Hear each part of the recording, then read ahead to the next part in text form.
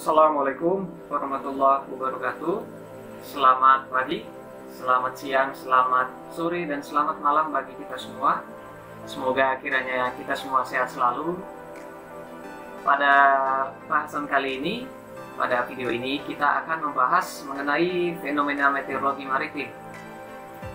Nah, pada fenomena meteorologi maritim yang akan kita bahas pada kali ini adalah siklon tropis dan dampaknya terhadap gelombang laut. Bersama saya, Afif Hawari, dan juga rekan saya, Aldion Setiawan. Baik, langsung saja, apa sih siklon tropis itu? Nah, siklon tropis menurut Walsh dan kawan-kawan pada jurnalnya tahun 2016 merupakan sistem badai yang dinamis dan merusak, dihasilkan dan dipengaruhi oleh interaksi termodinamika yang kompleks antara laut dan juga atmosfer. Dan menurut Zakir dan kawan-kawan, tahun 2010, mereka mendefinisikan siklon tropis sebagai sistem tekanan rendah dengan pola angin siklonik dan kecepatan angin maksimum di dekat pusatnya di atas 34 knot atau 63 km per jam.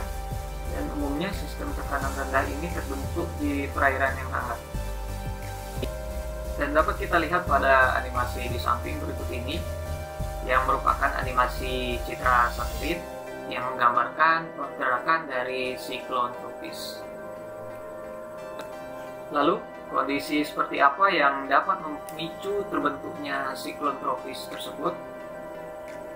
Nah, yang pertama, lautan yang luas, yaitu lautan yang pada umumnya berada pada wilayah yang lebih tinggi dari 10 derajat lintang utara maupun 10 derajat lintang selatan.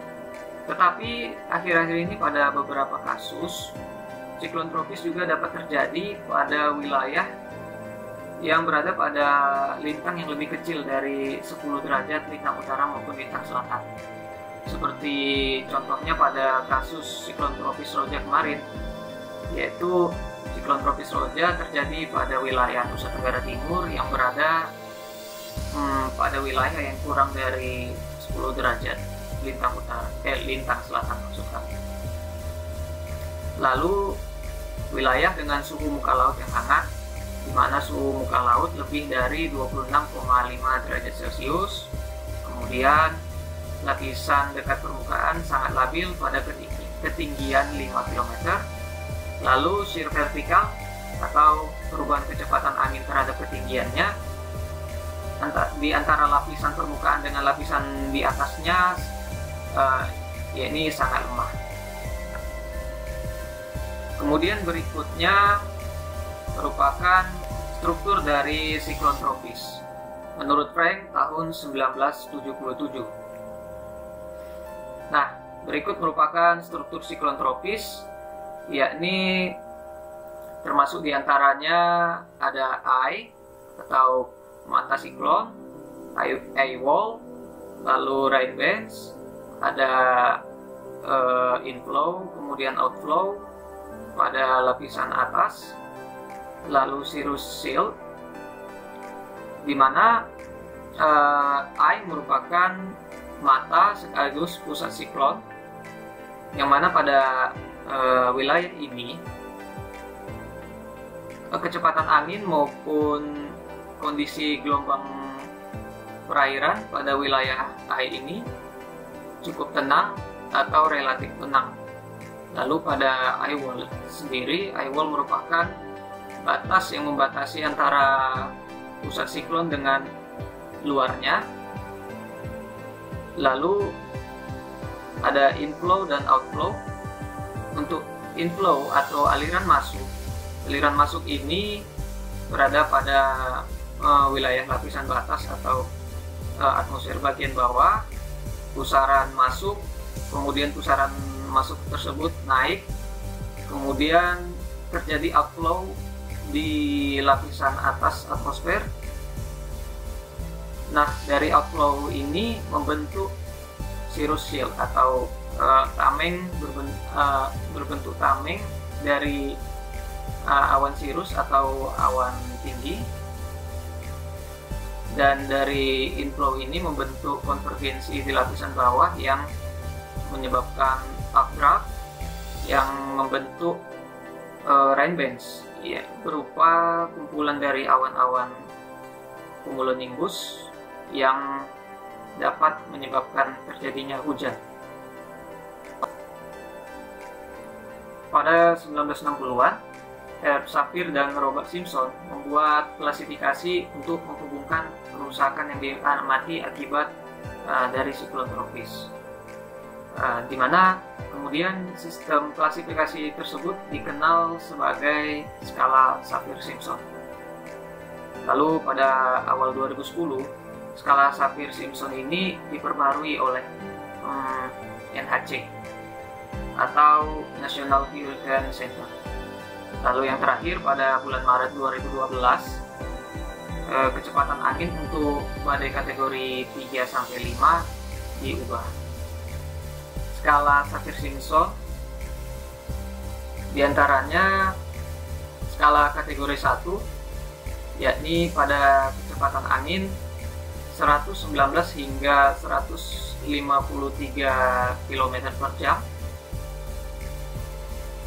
berdampak atau berdamage minimal,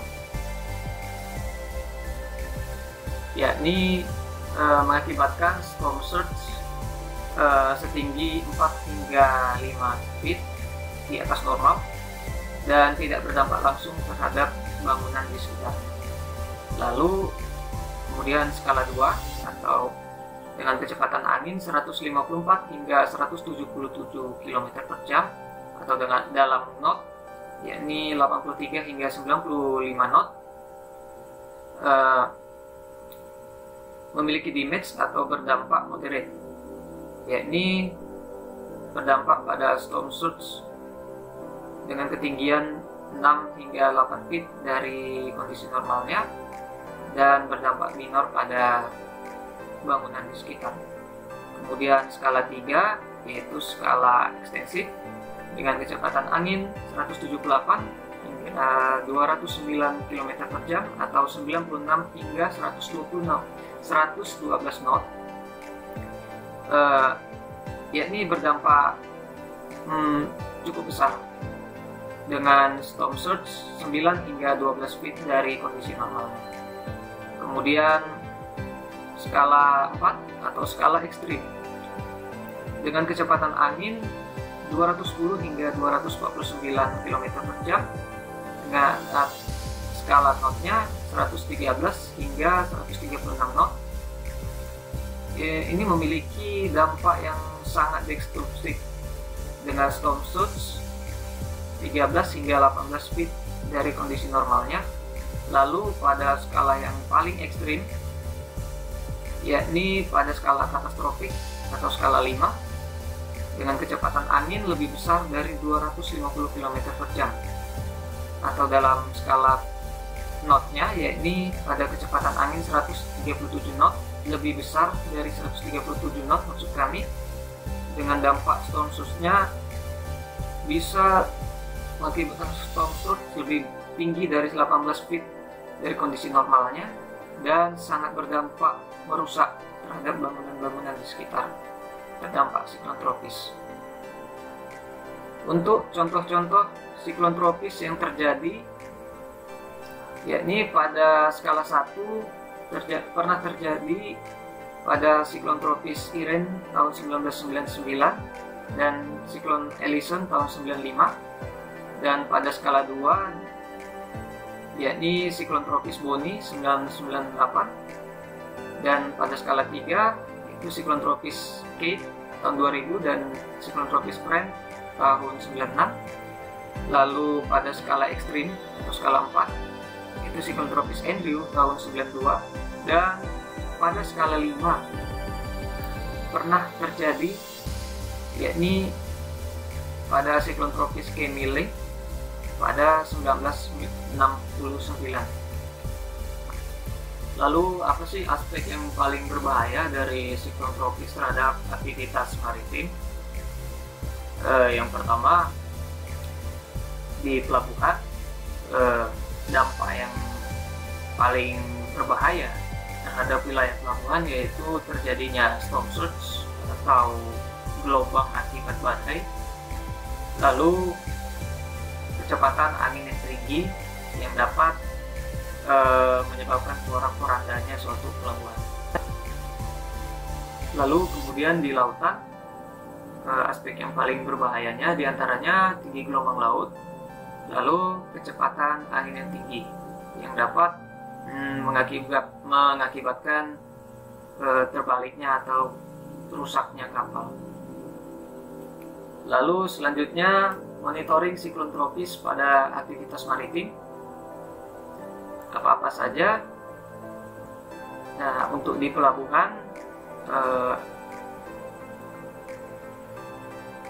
ada monitoring NHC warning atau bulletin, lalu monitoring siklon tropis via TV station atau lokal radio, lalu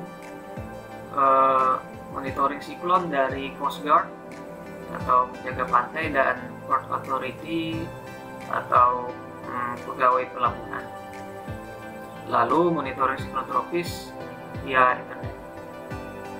Dan monitoring siklon pada saat perjalanan kapal, peringatan dilakukan tiap 6 jam, yaitu pada pukul 3, 9, 15, dan 21 UTC.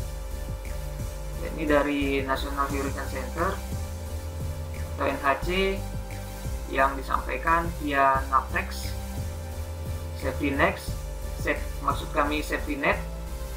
kemudian annotate on weather text mile charts atau grafik text mile dari keadaan cuaca, lalu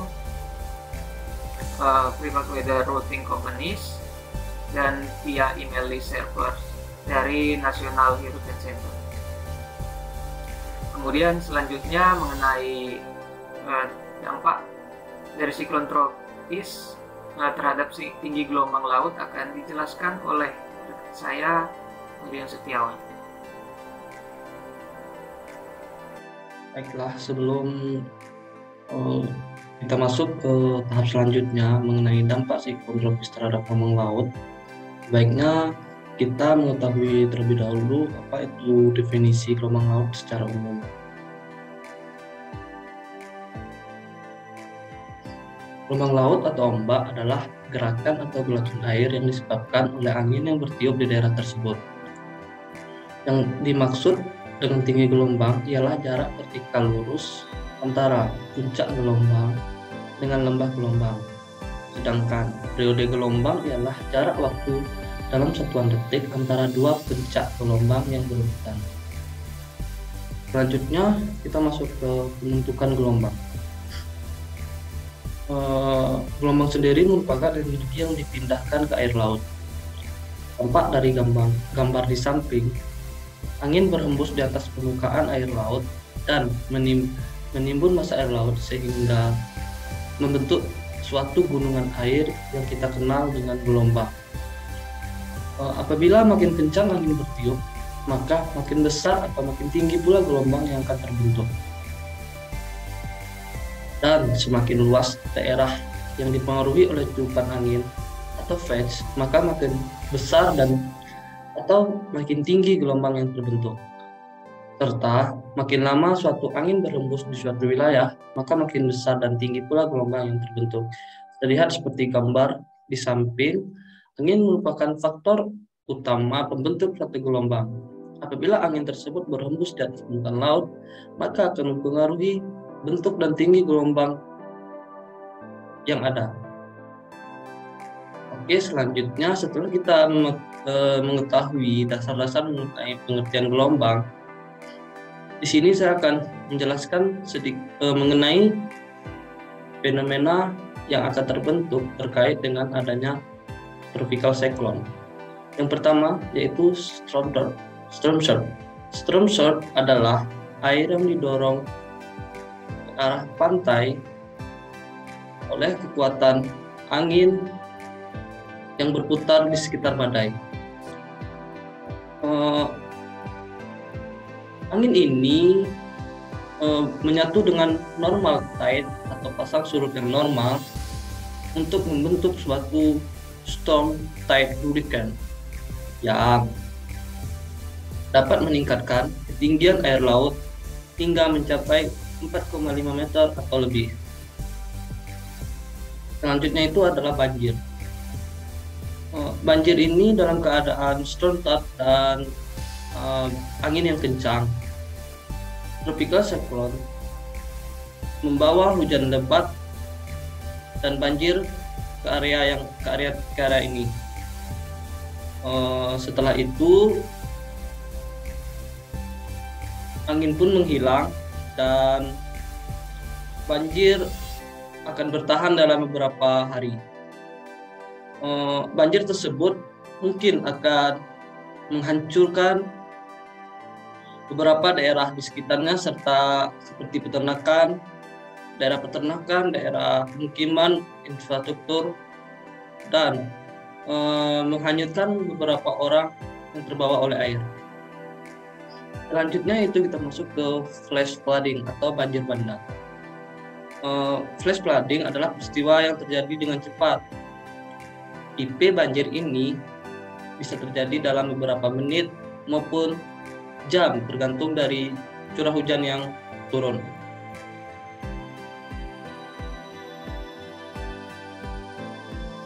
Serta banjir ini dapat menyebabkan beberapa dampak seperti air yang masuk ke jalanan, pohon rubuh dan menghancurkan bangunan serta meretakkan jalanan. Selanjutnya itu ada urban atau area flood. Urban atau area flood are also repeat event although not quite as severe as flash flood. Merupakan kejadian yang hampir sama dengan banjir bandang namun tidak begitu parah. Sama, jalan akan bergerak atau hancur karena jalan dan basement atau jalan bawah tanah akan bergerak dan hancur karena tersapu oleh sapuan air yang memasuki ke daratan. Berikut adalah beberapa gambar yang disebabkan oleh beberapa bencana yang mungkin disebabkan oleh tropical cyclone seperti yang dijelaskan pada slide sebelumnya, seperti ada jalan retak serta bangunan yang hancur karena sapuan air laut. Selanjutnya kita masuk ke dampak terjadinya siklon tropis. Ada dua dampak, meskipun lebih ke banyak ke dampak negatif, juga ada dampak positifnya. Dampak negatif, angin kencang pada badai dapat menyebabkan kerusakan umum seperti angkutan, bangunan, jembatan, dan sebagainya. Aktivitas badai kilat pada saat terjadi siklon tropis menyebabkan meningkatnya intensitas curah hujan sehingga sungai dan saluran air akan meluap, serta jalan-jalan tidak dapat dilewati dan dapat disusuk oleh adanya tanah longsor. Radius wilayah hurricane sendiri dapat meluas dan menyebabkan angin tornado di berbagai tempat. Meskipun tidak sekuat hurricane, angin tornado dapat menyebabkan kerusakan yang serius juga. Di balik dampak negatifnya ada beberapa dampak positif seperti menjaga keseimbangan panas atmosfer bumi dengan cara memindahkan panas. Selanjutnya menjaga kelembapan yang tinggi di daerah tropis ke wilayah subtropis dan kutub yang lebih dingin. Bagi wilayah yang memiliki masalah kekurangan air atau kekeringan dapat membantu mengurangi kondisi tersebut dengan adanya siklon tropis. Selanjutnya adalah dampak tidak langsung. Terbentuknya daerah himpunan angin atau siklon tropis. Terbentuknya daerah belokan angin serta adanya daerah defisit atau kekurangan kelembapan. Selain itu, berikut adalah dampak yang sangat dirasakan apabila adanya tropical cyclone bagi transportasi laut. Gelombang itu sendiri merupakan faktor yang cukup penting dalam pelayanan informasi meteorologi kelautan. Karena memiliki dampak yang cukup tinggi terhadap aktivitas kelautan dan transportasi laut antar pulau. Siklon tropis ini sendiri dapat menimbulkan gelombang yang sangat besar, di mana besar kecepatan angin dan tinggi gelombang laut tersebut dapat menimbulkan kerusakan dan kematian terutama di wilayah pesisir, serta menjadi gangguan apabila itu terjadi di tengah laut dan pada saat itu ada kapal yang lewat. Maka dari itu sangatlah dibutuhkan informasi mengenai tinggi gelombang terutama pada saat terjadinya siklon tropis. Berikut adalah upaya yang dapat dilakukan apabila terjadi siklon tropis. Yang pertama yaitu mengikuti perubahan informasi cuaca, terutama apabila ada peringatan mengenai datangnya badai tropis. Selanjutnya itu hindari bepergian ke daerah pantai pada saat musim badai tropis. Yang ketiga yaitu berdiam diri di rumah dengan menutup seluruh pintu dan jendela pada saat terjadi badai tropis. Selanjutnya menghindari atau menjauhi pantai sesaat sebelum terjadi badai tropis. Berikut adalah education connection yang dapat dilakukan untuk meminimalisir kerusakan serta dampak yang ditimbulkan oleh badai tropis. Seiring perubahan iklim, dampak badai juga berubah. Daerah pesisir sangat rentan terhadap siklon tropis karena naiknya permukaan laut yang disebabkan oleh gelombang badai. Hal tersebut memicu para peneliti untuk mengeksplorasi bagaimana badai tersebut terbentuk, efek potensialnya, cara mempersiapkan badai, serta proyek penelitian lebih lanjut bagaimana mengklasifikasikan badai melalui teknologi yang sudah ada seperti citra satelit dan lain-lain. Berikut ada cuplikan video mengenai tropical cyclone yang kami kutip dari NOAA.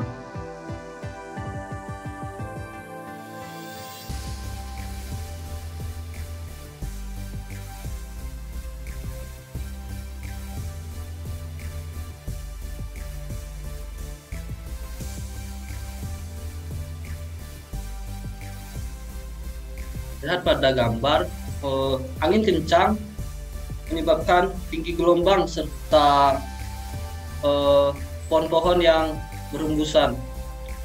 Lihat gelombang memasuki daerah daratan, mendorong ke daratan karena adanya hurricane oleh gaya yang disebabkan oleh angin. Seperti yang dijelaskan sebelumnya, storm tide yang dikombinasikan dengan normal tide akan menimbulkan gelombang tinggi yang dapat memasuki daratan. Storm tide with total high waves dan dapat mengganggu transportasi laut seperti kapal yang ada di lautan.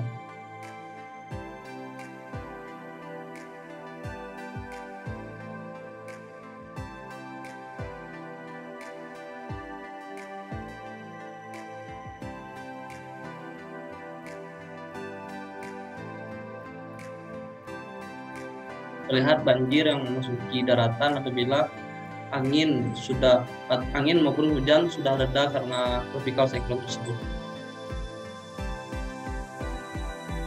Terlihat banjir yang mengenangi rumah warga dapat menyebabkan kerusakan yang parah.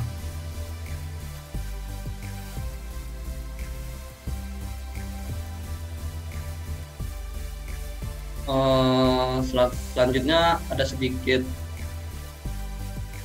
kutipan yang saya kutip dari video tersebut, di mana video tersebut mengatakan run from the water and hide from the wind. Sekian mengenai dampak siklon tropis terhadap ketinggian gelombang laut. Semoga dapat menambah wawasan kita semua, terutama hal-hal yang perlu kita lakukan sebelum informasi mengenai siklon tropis tersebut dikeluarkan oleh lembaga terkait. Semoga dapat membantu. Sekian. Wassalamualaikum warahmatullahi wabarakatuh. Terima kasih.